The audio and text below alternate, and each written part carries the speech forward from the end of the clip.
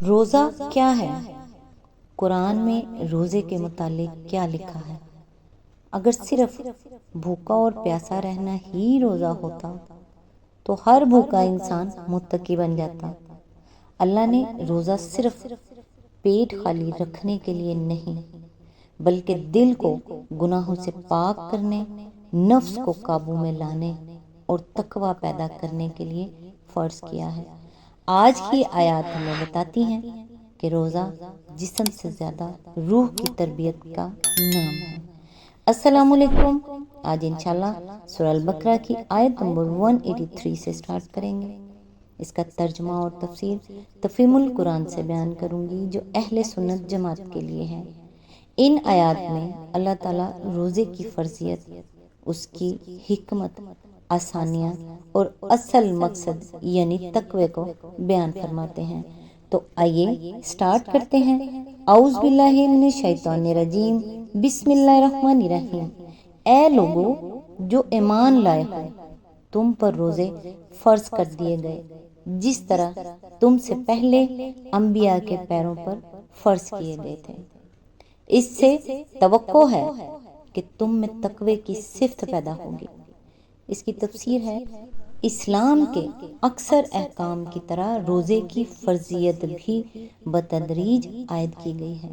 نبی صلی اللہ علیہ وآلہ وسلم نے ابتدا میں مسلمانوں کو صرف ہر مہینے 3 دن کے روزے رکھنے کی ہدایت فرمائی تھی، مگر یہ روزے فرض نہ تھے۔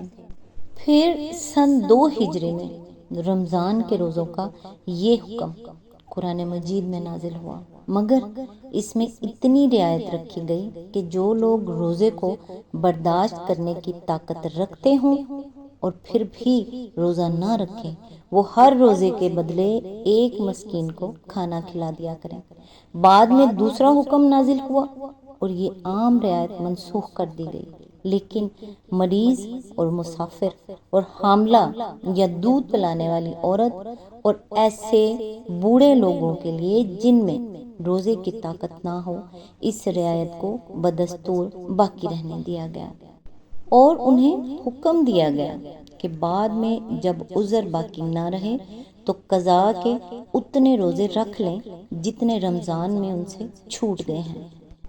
اس آیت سے سبق یہ ملتا ہے کہ روزہ صرف امت محمدی صلی اللہ علیہ وآلہ وسلم پر نہیں بلکہ پہلے انبیاء کی امتوں پر بھی فرض تھا۔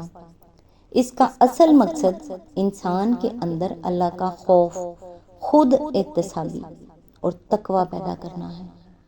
اگر ہمارا روزہ صرف کھانے پینے سے رکنے تک محدود ہے لیکن زبان، آنکھ، دل اور کردار میں کوئی تبدیلی نہیں آتی تو ہمیں اپنے روزے کے مقصد پر دوبارہ غور کرنا چاہیے۔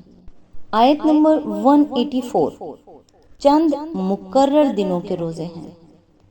اگر تم میں سے کوئی بیمار ہو یا سفر پر ہو تو دوسرے دنوں میں اتنی ہی تعداد پوری کر لیں، اور جو لوگ روزہ رکھنے کی قدرت رکھتے ہوں پھر نہ رکھیں تو وہ فدیہ دیں۔ ایک روزے کا فدیہ ایک مسکین کو کھانا کھلانا ہے، اور جو اپنی خوشی سے زیادہ بھلائی کرے تو یہ اسی کے لیے بہتر ہے، لیکن اگر تم سمجھو تو تمہارے حق میں اچھا یہی ہے کہ تم روزہ رکھو۔ اس کی تفسیر ہے، یعنی ایک سے زیادہ آدمیوں کو کھانا کھلائے یا یہ کہ روزہ بھی رکھے اور مسکین کو کھانا بھی کھلائے۔ یہاں تک وہ ابتدائی حکم ہے جو رمضان کے روزوں کے متعلق سن 2 ہجری میں جنگ بدر سے پہلے نازل ہوا تھا۔ اس کے بعد کی آیات اس کے 1 سال بعد نازل ہوئی اور مناسبت اور مضمون کی وجہ سے اسی سلسلہ بیان میں شامل کر دی گئی۔ اسی آیت کے ضمن میں آگے فرمایا، سفر کی حالت میں روزہ رکھنا یا نہ رکھنا آدمی کے اختیار تمیزی پر چھوڑ دیا گیا ہے۔ نبی صلی اللہ علیہ وآلہ وسلم کے ساتھ جو صحابہ سفر میں جایا کرتے تھے ان میں سے کوئی روزہ رکھتا تھا اور کوئی نہ رکھتا تھا، اور دونوں گروہوں میں سے کوئی ایک دوسرے پر اعتراض نہ کرتا تھا۔ خود حضرت صلی اللہ علیہ وآلہ وسلم نے بھی کبھی سفر میں روزہ رکھا ہے اور کبھی نہیں رکھا ہے۔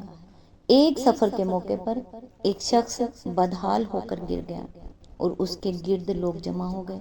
نبی صلی اللہ علیہ وآلہ وسلم نے یہ حال دیکھ کر دریافت فرمایا، کیا معاملہ ہے؟ عرض کیا گیا، یا رسول اللہ صلی اللہ علیہ وآلہ وسلم، یہ روزے سے ہے۔ فرمایا، یہ نیکی نہیں ہے۔ جنگ کے موقع پر تو آپ حکماً روزے سے روک دیا کرتے تھے تاکہ دشمن سے لڑنے میں کمزوری لاحق نہ ہو۔ حضرت عمر کی روایت ہے کہ ہم نبی صلی اللہ علیہ وآلہ وسلم کے ساتھ 2 مرتبہ رمضان میں جنگ پر گئے، پہلی مرتبہ جنگ بدر میں اور آخری مرتبہ فتح مکہ کے موقع پر، اور دونوں مرتبہ ہم نے روزے چھوڑ دیے۔ ابن عمر کا بیان ہے کہ فتح مکہ کے موقع پر حضور صلی اللہ علیہ وآلہ وسلم نے فرما دیا تھا کہ دشمن سے مقابلہ درپیش ہے، روزے چھوڑ دو تاکہ تمہیں لڑنے کی قوت حاصل ہو۔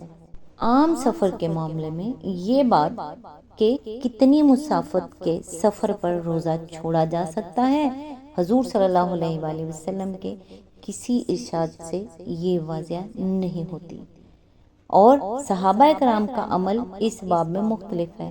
صحیح یہ ہے کہ جس مسافت پر عرف عام میں سفر کا اطلاق ہوتا ہے اور جس میں مسافرانہ حالت انسان پر طاری ہوتی ہے، وہ افطار کے لیے کافی ہے۔